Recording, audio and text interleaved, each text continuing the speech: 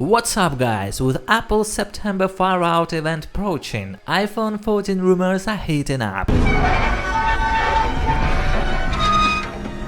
The latest leak comes from tipster Duin Rui, who says that the iPhone 14 Pro will support 30-watt charging. Apple says that the iPhone 13 series takes around 30 minutes for a 50% charge when juiced up with a 20-watt charger. Unofficial testing shows that the iPhone 13 Pro Max supports a peak charging speed of 27 watts, and the iPhone 13 Pro can go as high as 23 watts. Apple does already sell a 30 watts USB-C power adapter, but according to a much tweet from esteemed Apple analyst Min-Chi Kuo, the company might replace it with a charger based on the GaN gallium nitride technology. This transparent crystalline material will presumably allow Apple to make a smaller and more efficient charger. Compared to the maker of the best Android phones, one of whom introduced 240-watt fast charging tech this year, Apple is in no rush to increase charging speed. And while that may be bothersome in situations when your phone needs a quick top-up, slow charge is actually better for battery health in the long run. And it also helps the iPhone 14 Pro Max has one of the best battery life on the market. That doesn't mean anyone would want the iPhone line to be stuck with 20-watt charging forever, and it is looking increasingly likely that the new phones will support 30-watt charging. Duin Rui's scoop is based on a charger brand that has apparently started sending